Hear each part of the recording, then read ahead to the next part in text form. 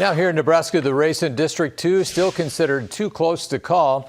Tony Vargas challenging incumbent Don Bacon. Bacon and other Republican leaders in the state claimed victory this morning at Bacon's office in southwest Omaha. For his part, Vargas took to social media saying in part, quote, "While this race is not finished, many more votes are still being processed and need to be counted. I am eagerly awaiting the results." Now, he went on to say that we must give election officials the space to ensure all voters are heard.